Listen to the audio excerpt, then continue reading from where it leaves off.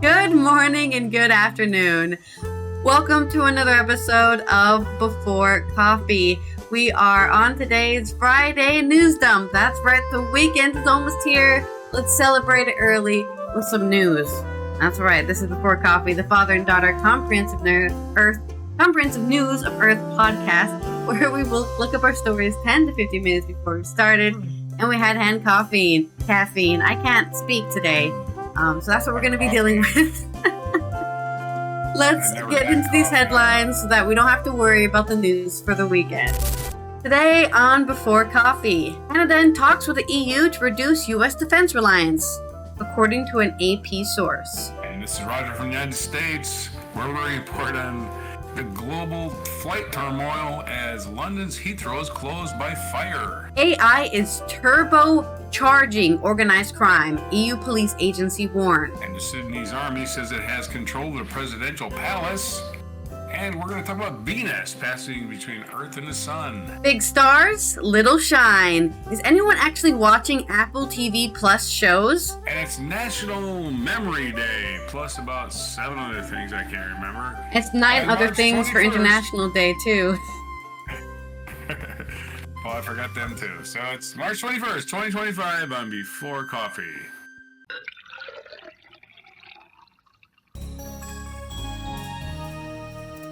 Yeah, I can't believe how many things are being celebrated. I did not know March 21st was like the epitome of history and humanity, and they're just like, let's celebrate everything today. From the National Cracker Day or something to like elimination of racial discrimination. We're covering everything today on this Friday, the news dump. So let's get that segue wheel rolling so we know what to say when it's not our turn anymore to speak. Epitome or epitome? It looks like epitome, but it's pronounced epitome. All right, I hope this reminds you of a song. There's a lot of songs out there, maybe about Actually, Canada. We're going to be talking. Okay. Yeah, we're going to be talking about Canada and the EU deciding to reduce the reliance on U.S. military power. Because we don't know what they're going to do. For all we know, they're going to launch nukes at everyone and say, now I am the master of the universe. I have no idea. We're really getting to villain territory over here. This is by Rob Gillies on AP News. Coming out of Toronto. Canada is in discussions with the European Union to join an EU drive to break its security dependency on the United States, with a focus on buying more defensive equipment, including fighter jets in Europe, a senior Canadian government official confirmed on Wednesday, which I think was the 19th? What day was Wednesday? I think that was the 19th. Yeah. 19th of March. The official, who spoke on the condition of anonymity as they were not authorized to speak publicly on the matter, said the plan includes building fighter jets in Canada. Well, yeah, that sounds like a great plan until the U.S. invades Canada, and then they just also have Canada. In Canada, where U.S. President, or convicted felon Donald Trump, I should call him, has launched a trade war and has threatened economic coercion to make it the 51st American state, Defense Minister Bill Blair has tasked by Prime Minister Mark Carney to review the purchase of America F-35 jets to see if there are any other options given to the changing environment, a defense spokesperson said on the weekend. Yeah, I mean, you can't keep giving the U.S. money and buying their stuff if they're going to threaten to invade you. It's like, no, actually, we're not going to buy your fighter jets anymore, or your tanks, or your bombs. You can go ahead and produce those for yourself. If no one's buying them. Maybe China will buy them, or your best friend Russia. Carney has said the potential of having more production in Canada is a factor. A proposal by Sweden's Saab promises that assembly and maintenance of Saab Gripen fighter jets would take place in Canada. That's right, Europe also creates weapons. Don't get confused. Carney said he intends to diversify Canada's procurement and enhance the country's relationship with the EU. This is very serious. We've been in talks to work on defense procurement together, Foreign Affairs Minister... Oh, sorry, I guess that was a woman. This is very serious. We've been in talks to work on defense procurement together, Foreign Affairs Minister Melanie Joly told the Canadian Broadcasting Corporation. I went to Europe a month ago to make sure we could be part of that partnership. It's yielding towards good news. Jolly said Canada is over-reliant on US for defense procurement. The defense industry here at home needs to be built. We need to work on our own defense industry, and we need to find different partners around the world, Jolly said. Or I guess it's Jolie, not Jolly, because there's only one L. I don't know. I've just met this person, okay? I'm sorry. Canada's contract with the U.S. military contractor Lockheed Martin's F-35 remains in place, but Ottawa only made a legal commitment of funds for the first 16 aircraft. Canada agreed to buy 88 F-35 2 years ago, but that might not happen now. I'm sure Lockheed Martin's going to be really happy about that news.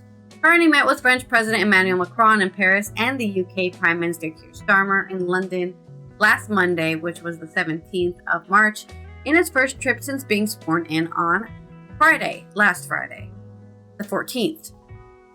On the 19th, the EU executive branch unveiled its Readiness 2030 security strategy, urging member states to buy much of their military equipment in Europe, working mostly with European suppliers, in some cases with EU to help cut prices and speed up orders. They should only purchase equipment from abroad when cost, performance, or supply delays make it preferable. In recent years, the 27-nation bloc has placed about 2/3 of their orders with U.S. defense companies. To qualify for new loans, EU nations would have to buy at least 65% of their equipment from suppliers in the EU, Norway, or Ukraine. Of course, Ukraine's not building a lot right now because they're in the middle of a conflict. The Swedish-made Saab Gripen is used by militaries of Sweden, the Czech Republic, Hungary, South Africa, Brazil, and Thailand. Last month, the Trump administration signaled that Europeans would have to fend for themselves and Ukraine in the future. France has pushed the Buy European approach since. On Tuesday, which was the 18th of March, Carney announced a $4.2 billion radar purchase from Australia during a visit to Canada's far north. Oh, that's somebody who doesn't get a lot of military news. Australia! A senior Canadian government official said an Australia radar system will consist of a series of pillars almost a mile or 1.6 kilometers in length. The official, who spoke on condition of anonymity as they were not authorized to speak publicly on the matter, said they couldn't say how the Australian purchase would be received politically by Washington, but said it is welcomed by the American military officials. So, that's nice of them. You go ahead and buy from Australia. There's also Lauren Cook from Associated Press also contributed to this report from Brussels. So that's your news on Canada, as it's getting threats that it should take seriously. I think if anyone threatens to, you're going to become the new United States, I'm going to be like, excuse me? Do I have any say in that? I don't think so. Over my dead body. Anyways, there's your news. Canada, EU, making some ties, getting their ties stronger. Okay, reminds me of a song. Bombs Away by the Police. It's about, we're just going to keep making more money, making more bombs, because it's a money machine. And sell them to Russia, I guess. I don't know. Because Canada's not buying them. Yeah, a discount sale. We're at war with everybody but Russia, so I don't know what the hell to say about that. All right. Let me roll my wheel. There's my song. And Masters of War, too. But I think Bombs Away is more comical. Of course, it's my daily haiku, though I guess yesterday I had like 3 haikus. Haiku's about fires. More haiku, huh? Yeah. All right, this is from Reuters.com. Global flight turmoil as London's Heathrow is closed by huge fire. If you're in England, be safe. Kate Holton, Ben McCrory, and Sarah Young are all behind this article. Heathrow to be closed all of Friday. Britain's Heathrow Airport was shut down on Friday after a huge fire at a nearby electrical substation knocked out its power, disrupting flight schedules around the world. Around 70 firefighters are tackling the blaze in the west of London, which also knocked out the area's backup power system, leading to a mass outage at Heathrow Airport, Europe's busiest and the world's 5th busiest airport. The Reuters daily briefing, blah, blah, blah, blah, blah. Anyway, huge orange flames and plumes of black smoke could be seen shooting into the sky during the night before firefighters said they had the blaze under control. By early morning, the roads around Britain's biggest airport were largely deserted, except for some passengers walking away with their luggage. Our fire investigators will begin their investigation, and we will continue working closely with our partners to minimize the disruption and support the community, the fire brigade said. The fire brigade all said that simultaneously. Anyway, I know this is a spokesman, obviously, or spokesperson. It has said that the cause of the fire was not known. It said that the cause of the fire was not known. Energy Minister Ed Miliband said it did not appear to be foul play. So we get blaming on birds. It's a small pun. Heathrow said that the airport, which was due to handle 1,351 flights during the day, flying up to 291,000 passengers, would stay closed until midnight, as it was expecting a significant power outage. They weren't expecting it. They were experiencing a significant power outage. Passengers are advised not to travel to the airport and should not contact their airline for further information. They should contact their airline for further information. We apologize for the inconvenience. I like when they say we apologize and we appreciate your patience. And I'm not patient. I'm not patient at all. The fire, which was reported just after 11 p.m. Greenwich Mean Time on Thursday, forced planes to divert to airports across Britain and Europe, while many long-haul flights simply returned to their point of departure. Miliband said the catastrophic fire had prevented the power backup system from working, and the engineers are working to deploy a third backup mechanism. With any incident like this, we will want to understand why it happened and what, if any, lessons it has for our future infrastructure. Industry experts warn that some passengers forced to land in Europe may have to stay in transit lounges if they lack the visa paperwork to leave the airport. Global flight schedules will also be affected more broadly, as many aircraft will now be out of position. Heathrow is one of the major hubs of the world, said Ian Petchesnick, spokesman for flight tracking website Flight Radar 25. This is going to disrupt airlines' operations around the world. Item 1 of 8 fire, which wiped out power and closed Heathrow Airport. Okay, that's a picture. Picture of a fire, and I'm reading the caption. Imagine a big fire. Anyway, British Airways, the biggest carrier at Heathrow, had 341 flights scheduled to land there on Friday. 77 airlines have a total of 669 flights scheduled to land at Heathrow Airport on Friday. British Airways has 341 flights alone. According to Flight Radar 24, at least 120 inbound flights were having to divert their other airports early on Friday morning. Qantas Airways sent its flight from Perth to Paris. A United Airlines New York flight headed to Shannon, Ireland, and a United Airlines flight from San Francisco was due to land in Washington, D.C. rather than London. That's interesting. Some flights in the United States were turning around mid-air and returning to their point of departure. Travel experts said the disruption would extend far beyond Heathrow. Airlines' carefully choreographed networks depend on airplanes and crews being in specific locations at specific times. Dozens of carriers will have to hurriedly reconfigure their networks to move planes and crews around. The other question is, what will airlines do to deal with the backlog of passengers? Said the travel industry analyst Henry Hartveld of Atmosphere Research Group. It's going to be a chaotic couple of days. Some passengers turn to social media. Adrian Spencer, who works at British retailer Tesco, said in a post that he was on an Airbus A380 that had been headed for Heathrow. Heathrow, no idea where we're going at, currently over Austria, he said. Heathrow and London's other major airports have been hit by outages in the past in recent years.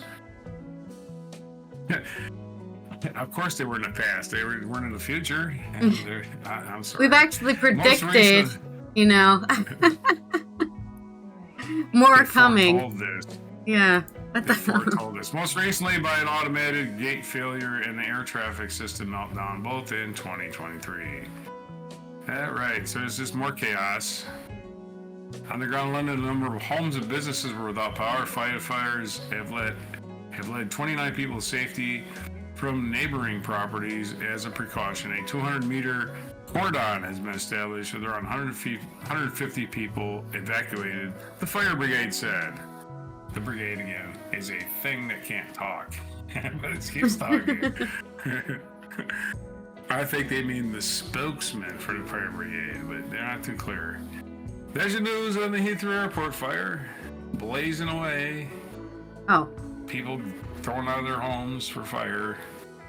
So, and of course, flights landing in places where they can't even get out of the airport and go stay at a hotel because they don't have a. It's not on their flight schedule. It's not on their whatever. Okay. You're not authorized to travel here. You can't go to stay in town. The world is a fucked up place. All right, back to you. I didn't finish my haiku. Fire in. All right, well. Fire in airplane. Wasn't in the airplane. On the ground. Heathrow to the. Where did he say? Like what? To Canada? I don't know. Heathrow to Canada. Stop cutting me off. What? That's 5 syllables. Okay. Hot weather ahead. That's also 5 syllables. All right then. Okay. Wow. I guess my stories are longer than your stories. Yeah. Or maybe I'm just slow. I am pretty slow today. Let's roll the wheel.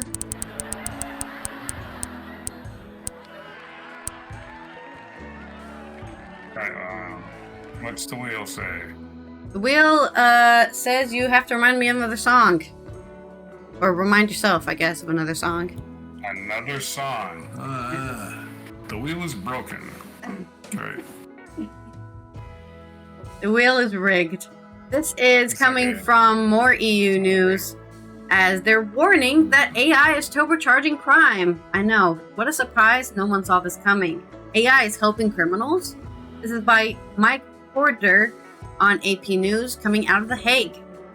The European Union's law enforcement agency cautioned on the 18th of March that artificial intelligence is turbocharging organized crime that is eroding the foundations of societies across the 27-nation bloc as it becomes intertwined with state-sponsored destabilization campaigns. The grim warning came at the launch of the latest edition of a report on organized crime published every 4 years by Europol. That is compiling using data from police across the EU and will help shape law enforcement policy in the bloc in coming years. Cybercrime is evolving in a digital arms race targeting governments, businesses, and individuals. AI-driven attacks are becoming more precise and devastating, said Europol's executive director, Catherine Debold. Some attacks show a combination of motives of profit and destabilization, as they're increasingly state-aligned and ideologically motivated, he added. Report, an EU Serious and Organized Crime Threat Assessment 2025, said offenses ranging from drug trafficking to people smuggling, money laundering, cyber attacks, and online scams undermine society and the rule of law by generating illicit proceeds, spreading violence, and normalizing corruption. Oh wow, I got scammed again. Well, this is just a normal day in life now. The volume of child sexual abuse material available online has increased significantly because of AI. We've done stories about this before. They create more terrible images of children by using AI to generate them.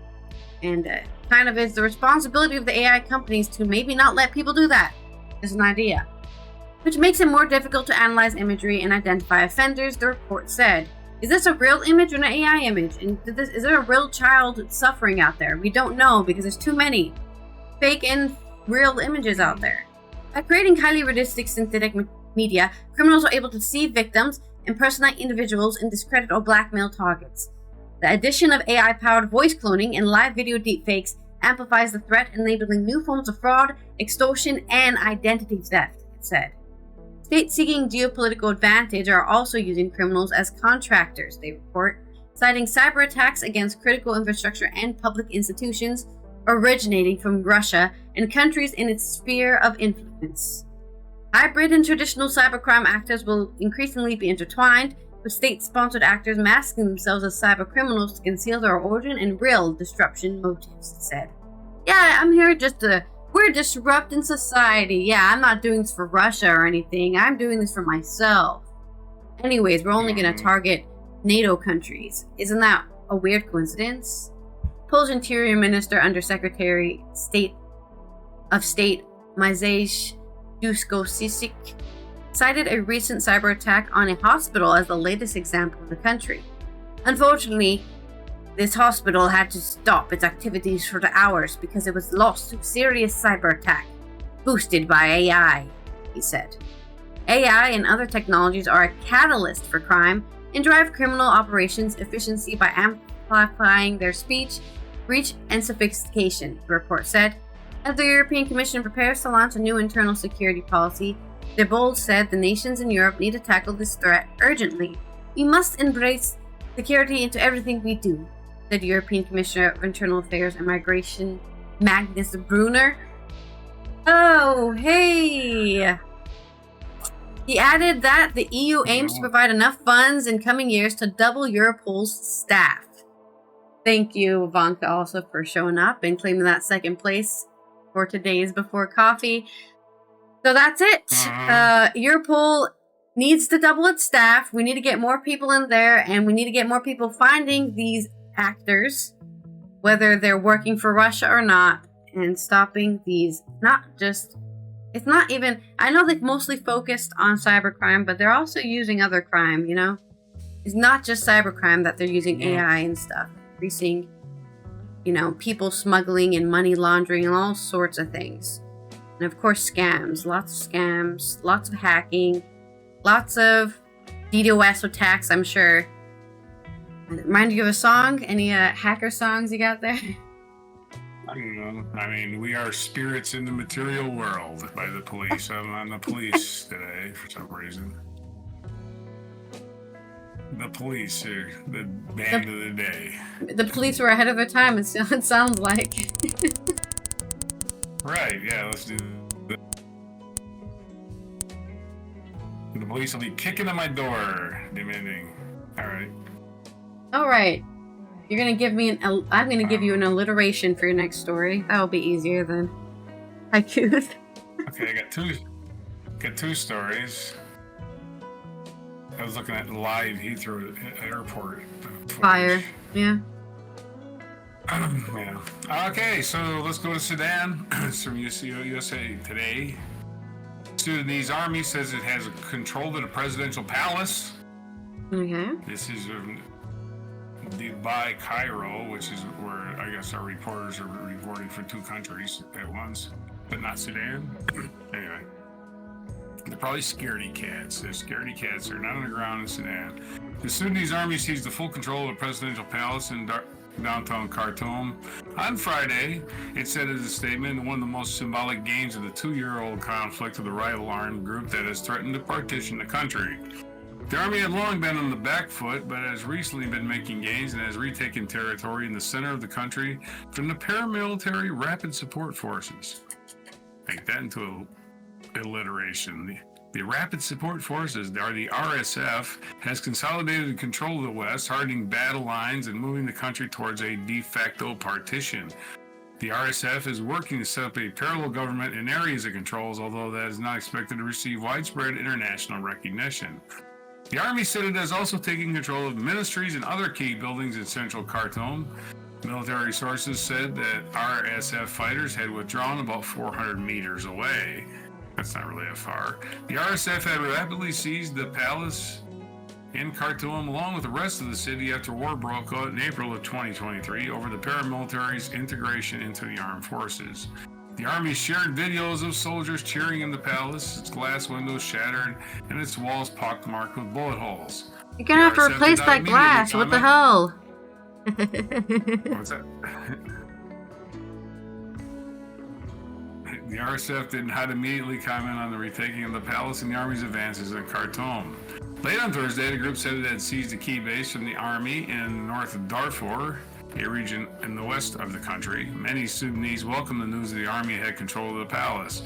The liberation of the palace is the best news I've heard since the start of the war because it means at the start of the army controlling the rest of Khartoum, said 55-year-old Khartoum resident Mohammed Ibrahim.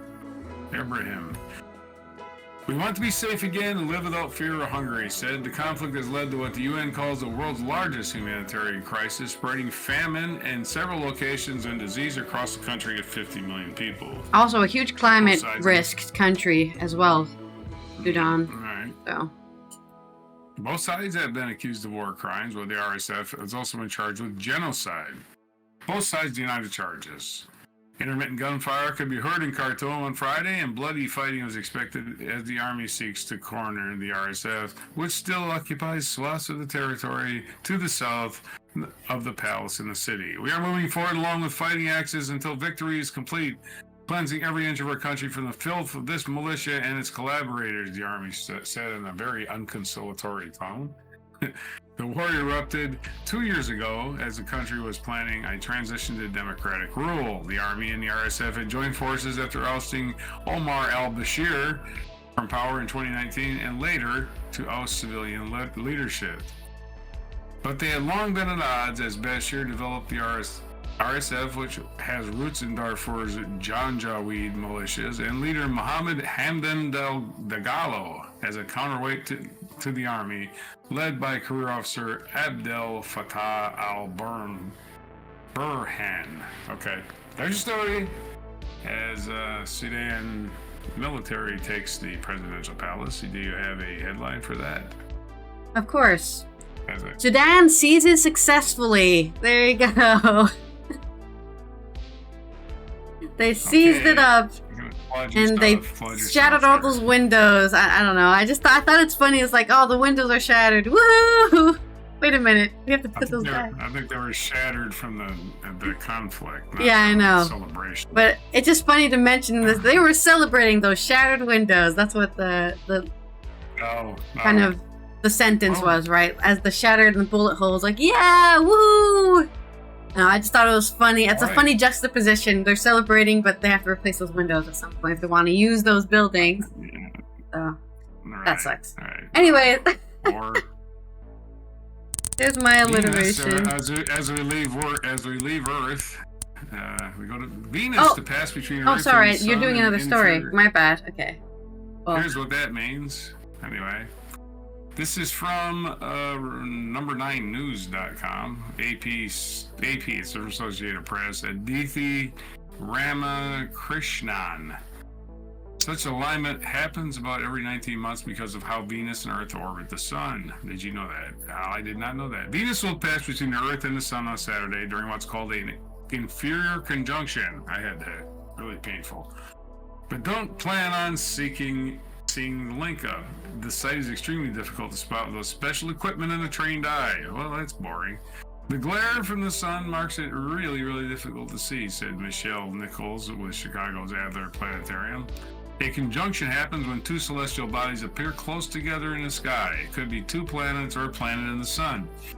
An inferior conjunction of Venus happens when the planet swings between the sun and the Earth. Such an alignment happens about every 19 months because of how Venus and Earth orbit the Sun. The moment of inferior conjunction happens around 9 p.m. Eastern Daylight Time. Some people, if you live in the East Coast, it'll be dark. Here, it might still be dark, yeah. 6 p.m. I think it's still light out at 6. Some people call it a Venus kiss because we're extremely close together, said astronomer Geary Albright with the James Madison University. Venus has phases just like the moon. Before and after the conjunction, Venus looks like a thin crescent, but only telescopes can see it. Those looking for signs of the transition can watch Venus move from the evening to morning skies Sunday.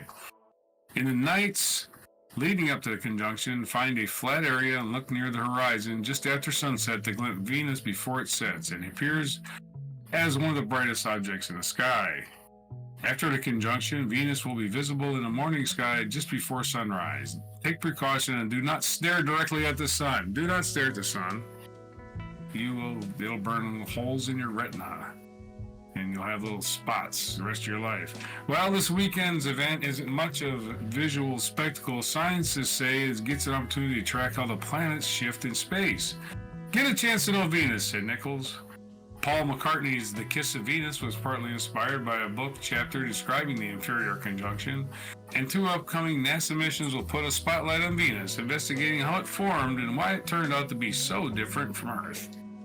Okay, there's your story on Venus. Hopefully you have a lot of V words for me. Well, actually, I thought you were done with your story, so I rolled the wheel again, and I actually got bad pun. So, I'm going to do a bad pun instead. Ah, ha, ha, ha. I see. Okay. I rolled the wheel. So, Saturn has the best name in the solar system. It has a nice ring to it.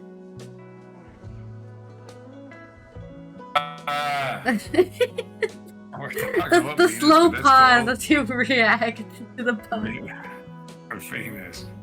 I'll do an alliteration. Venus very vivaciously, I don't know, whatever. Victorious. Wasn't my wheel spin. Alright, let's spin your wheel. So I'm gonna send you. Let's remind you of a song again, because that's what it's gonna roll for you all day. I'm gonna send you. You've got a haiku, actually. It's haiku time for you. Haiku.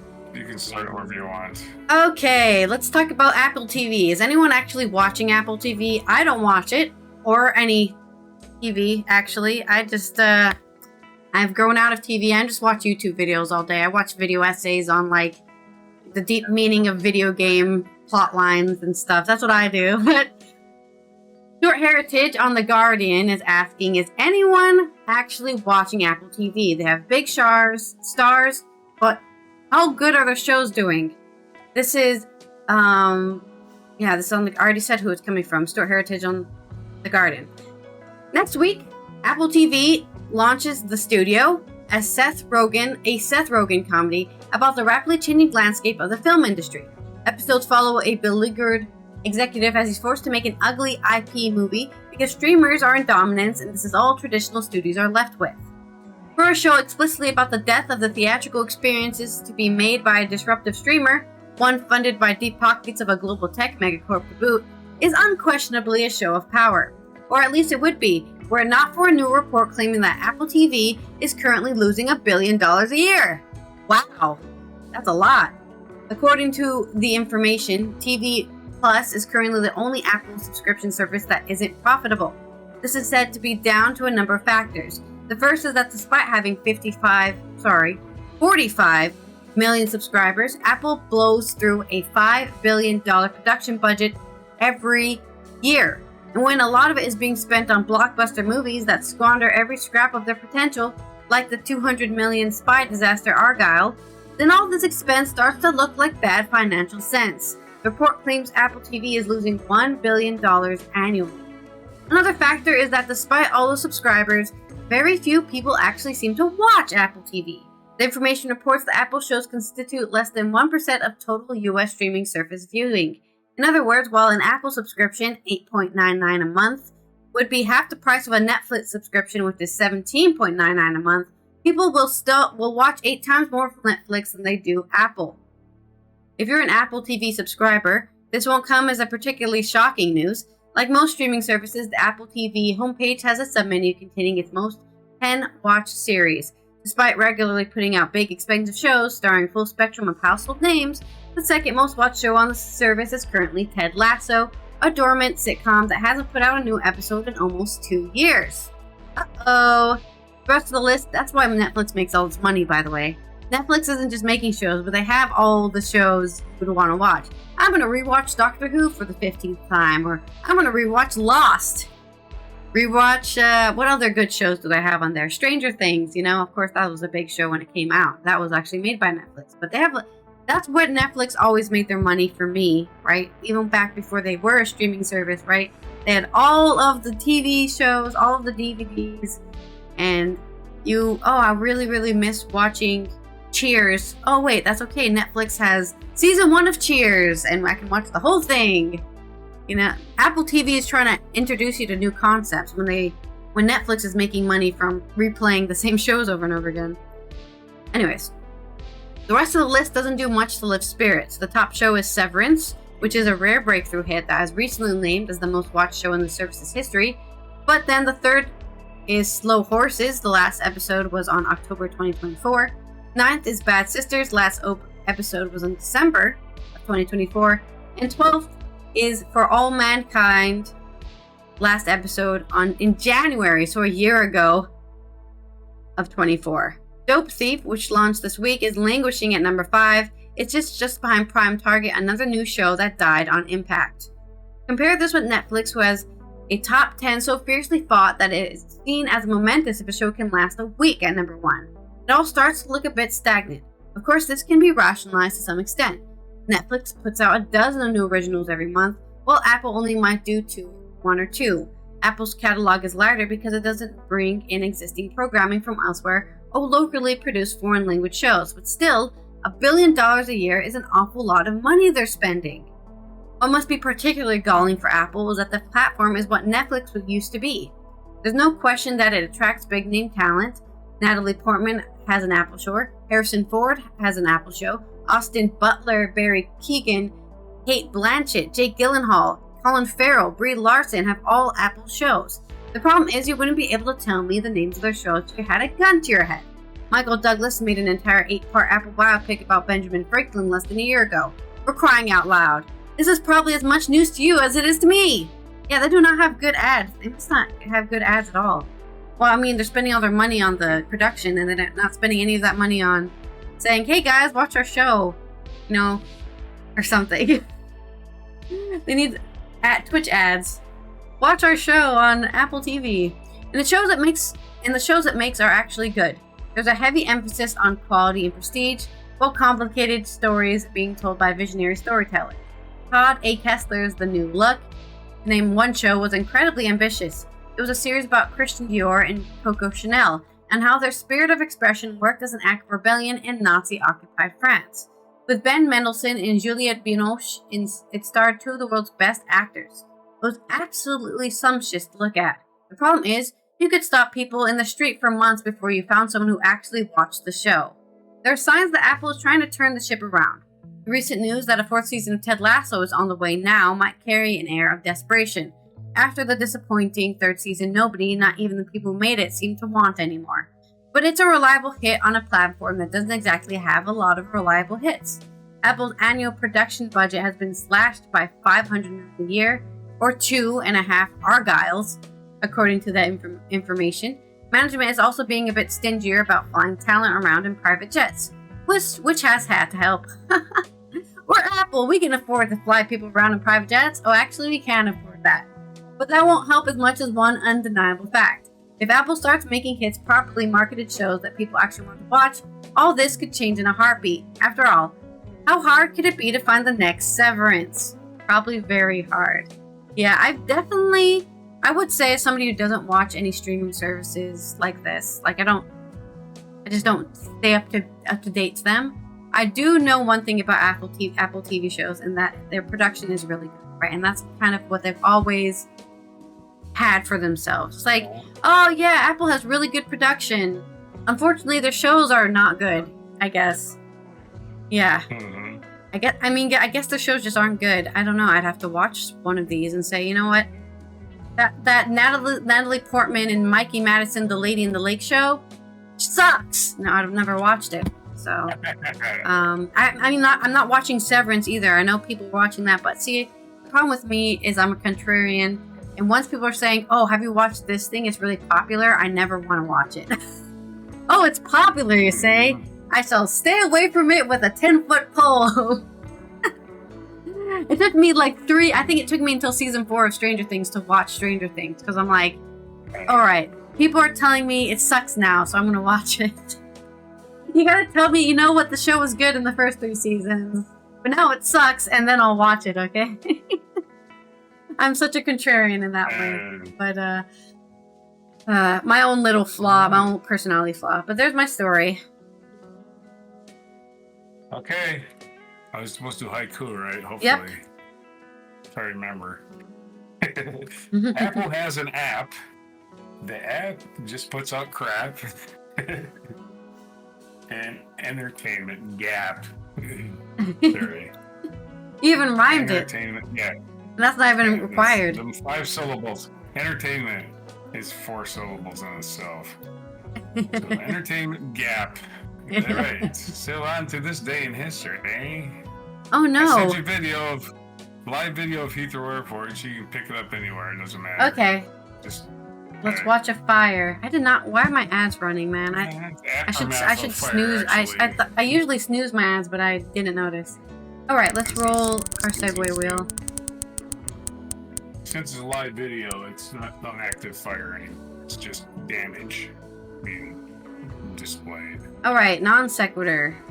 Into this day in history. All right. This day in history should be a non sequitur to this. There's a lot of stuff to ignore. Thomas Cranmer in 1556 on this day, the first Protestant Archbishop of Canterbury was burned at the stake. What a civilized world. For violating heresy laws revised under the Roman Catholic Queen Mary I, known as Bloody Mary. Also a terrible drink, besides being a terrible ruler.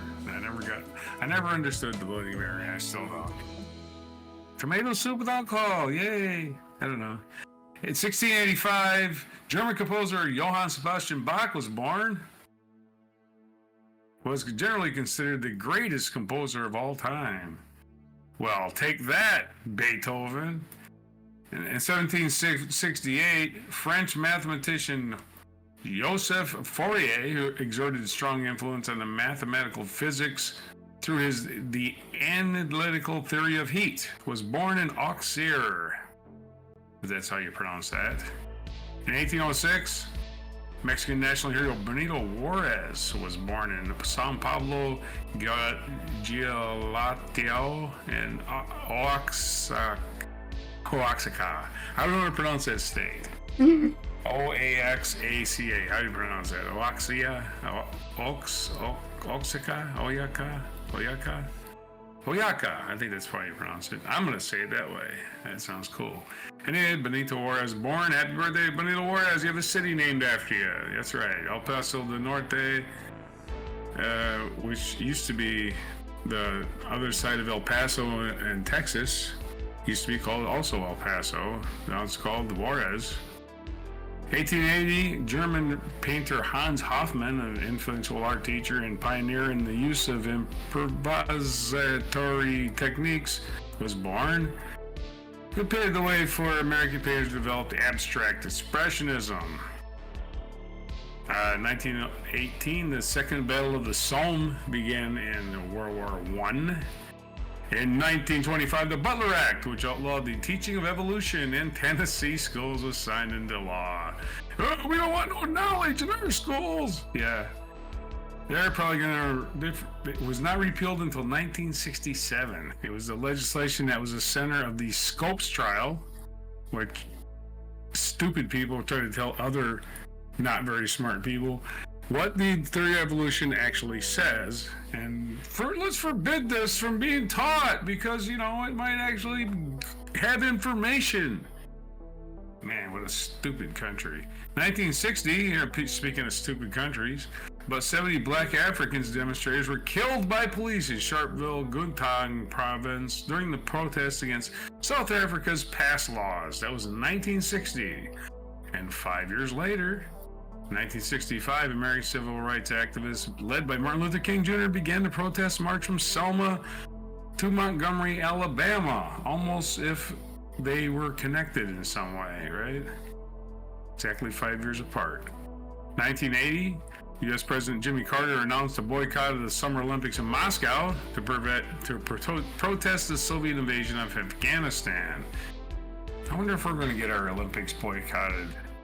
Where's the Olympics next year? I think we have some Olympics in the United States coming up. Yeah, I know. I know the Olympics are in LA, but I don't know where the Winter Olympics are. Yeah, we could look it up. We have an internet machine, don't we? Yeah, we can look that up. An internet machine. That's not what I would call it, but okay. Google machine. Okay. 1990, after 106 years of German and South African rule, Namibia became independent. Way to go. Screw South Africa. 2006, the Twitter co-founder Jack Dorsey sent the first public tweet, which read, "Just setting up my Twitter, TWTTR." Of course, back then you were limited to 140 characters because of the bandwidth that they had purchased from the FCC, saying, "Hey, you're not using these bandwidths on either side of your 66 block. You got this unused punch downs. Let's use those to send data." And they did. They rented that unused space and got rich. In 2017, Irish politician Martin Guinness, who was a member of the Sinn Féin, the political wing of the Irish Republican Army, died at the age of 66. He played an influential role in negotiating the Good Friday Agreement in Belfast of 1998. He only got to be 66. Martin McGuinness. Mm-hmm. Let's have a pint of Guinness and celebrate. Featured event in 1963, the closing of Alcatraz Prison, the U.S. federal prison on which San Francisco Bay's Alcatraz Island, which had held some of the most dangerous civilian prisoners, including Al Capone and Robert Stroud. The Birdman of Alcatraz was closed to this day in 1963.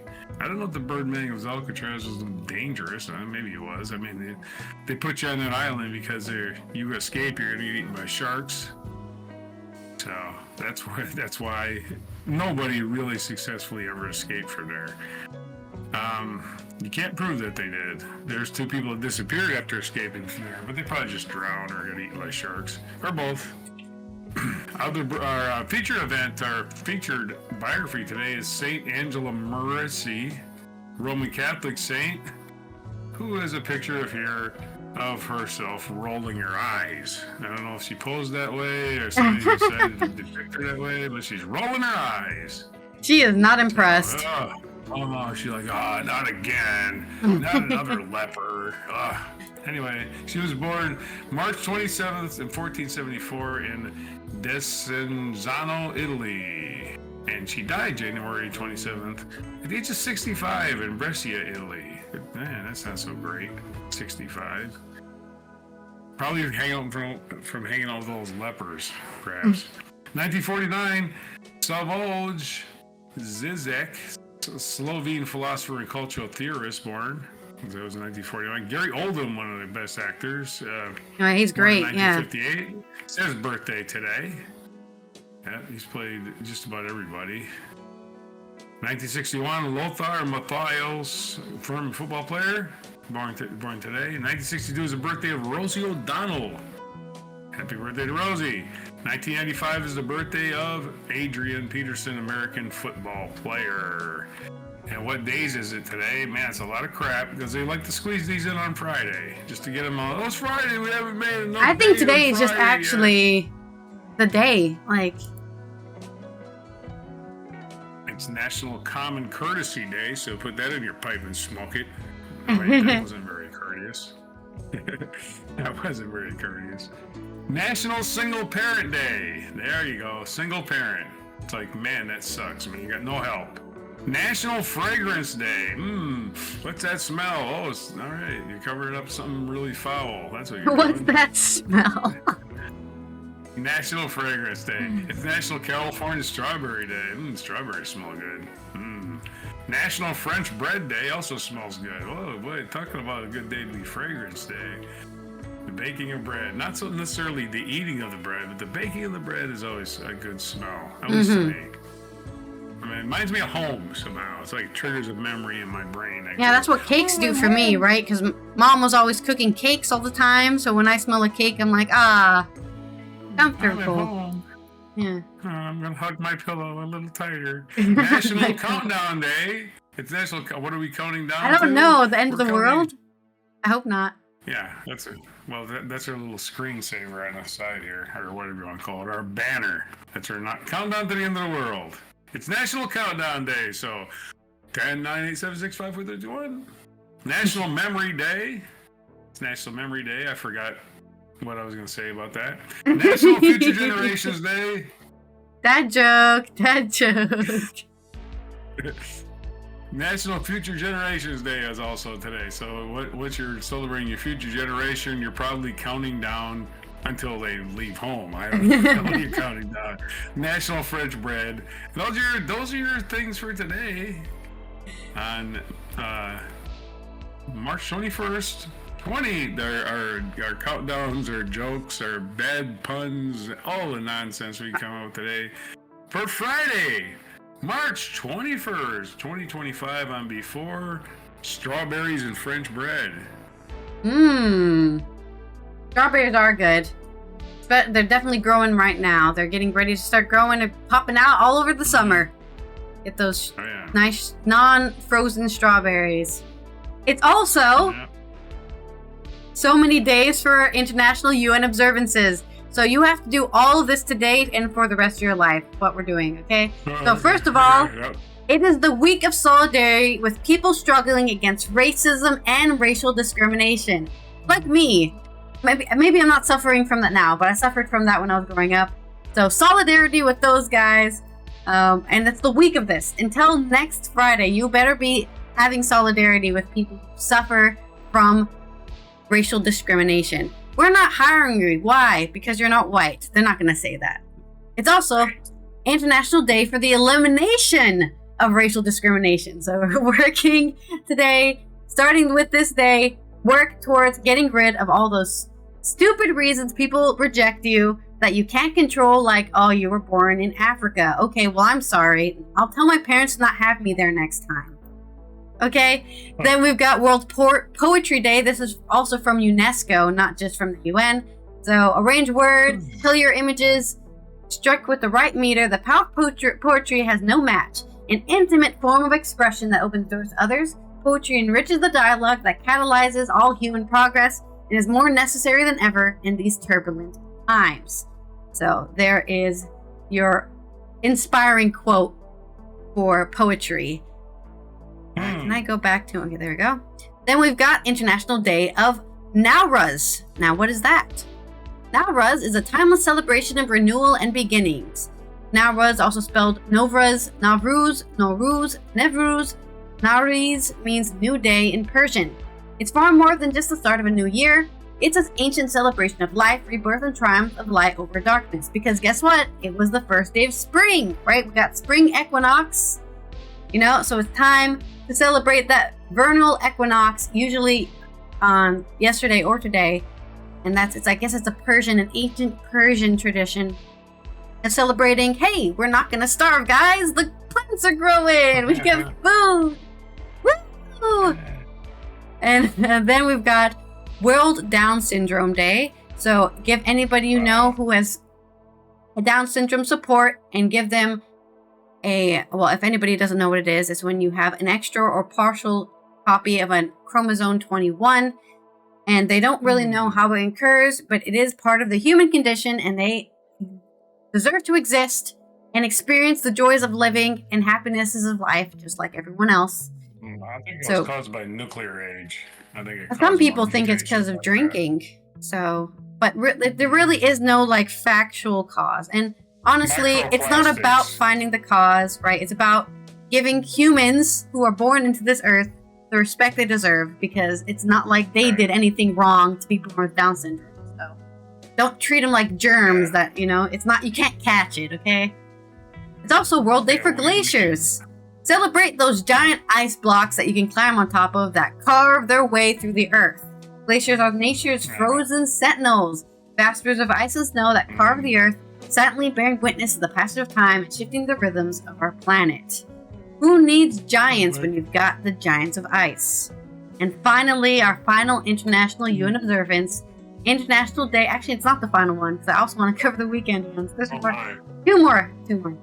International Day of Forest. So while we're celebrating those ices, those glaciers carving the earth, celebrate those forests that keep not only our planet full of oxygen, but also provide a vital source of energy and wood and help those mushrooms grow, because mushrooms love eating trees. and mushrooms grow in the forest. Small animals. Yep, all those animals living in the squirrels, Shade. the deer. Everyone loves a forest. It's nature's house. Don't forget shade, man. Don't Exactly. You love shade? Shade's the best. You know why deers don't build houses? Because they have forests for that, okay? So keep your forest, protect your forest. Okay. And the opposable thumb thing gets in the way, too. Exactly. Yeah. They could use their antlers, maybe. Anyways, we've also got World Water Day tomorrow, so celebrate water. By saving our glaciers, we can save our water because those glaciers are melting. We need to preserve them so that we can continue having a planet.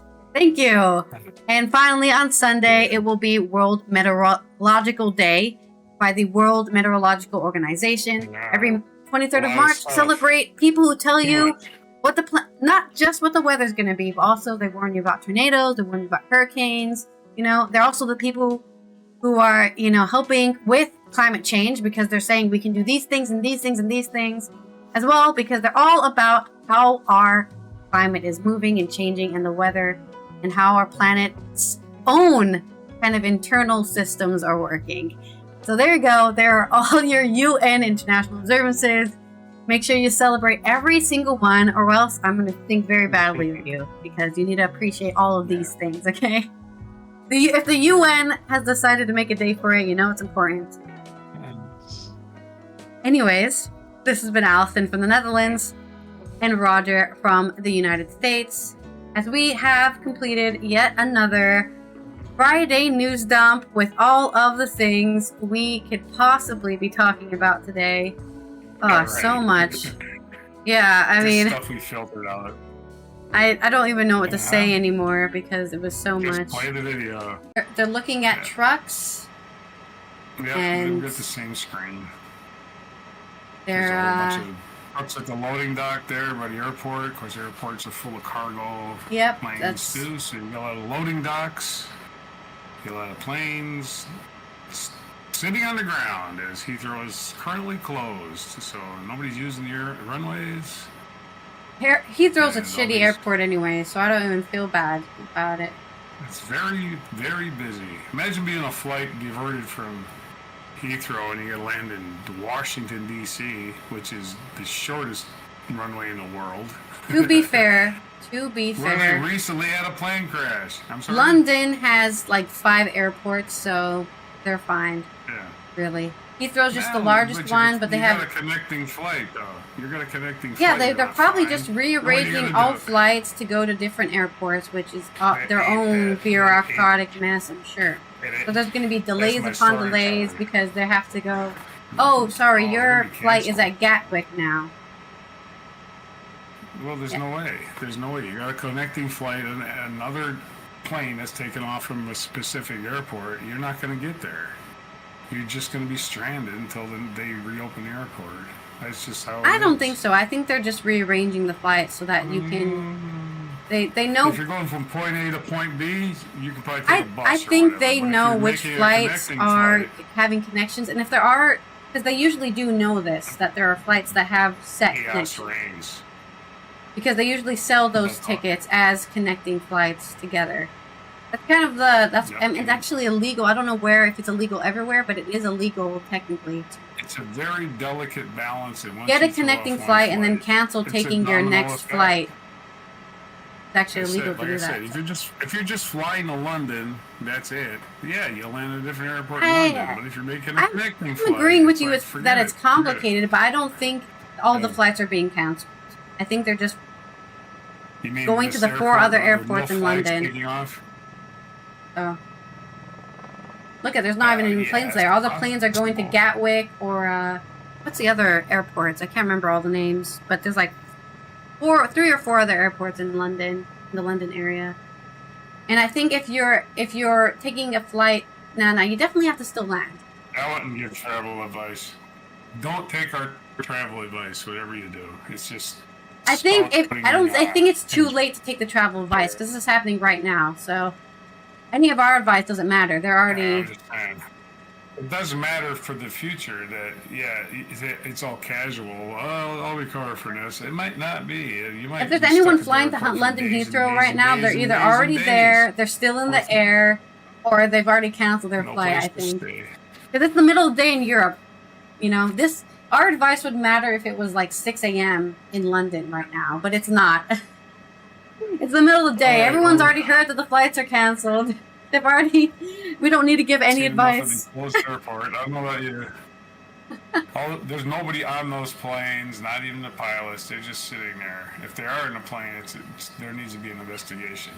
But yeah, they have their landing gear down and stuff. Their ladders down. They're definitely emptied the planes. Sorry. Honestly, it must have been really annoying for the people working on the planes, because they were like just coming into work, and it's like, by the way, your flight is canceled or it's been moved to Gatwick, so you better get back in your car, get back in the station on the train. They're not gonna do that. They're just gonna tell them to I don't know. sit around and chill. I don't think so. They're not going to send them to another airport with another crew and all this other crap. They're just going to cancel a bunch of flights and inconvenience the passengers. They're not going to worry about the people that work there, making them scramble all over the place. That's not safe either. Yeah, like I said, I don't know. Let's go work on a plane you've never worked on before. What are you talking about? That doesn't matter. What?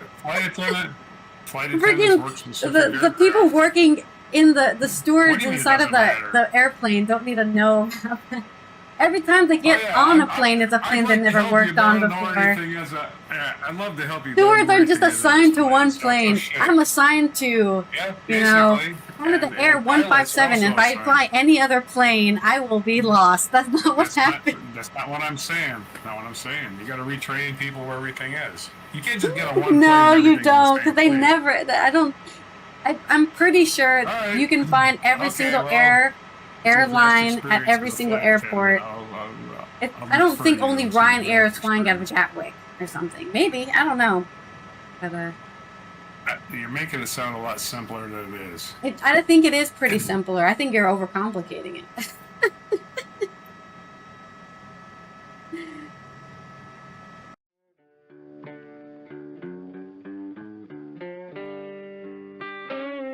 Be sure to hit the like, subscribe, and notify buttons, and follow our other channels, Toxic Alley, History of Gravy, and Scratchy Old Records.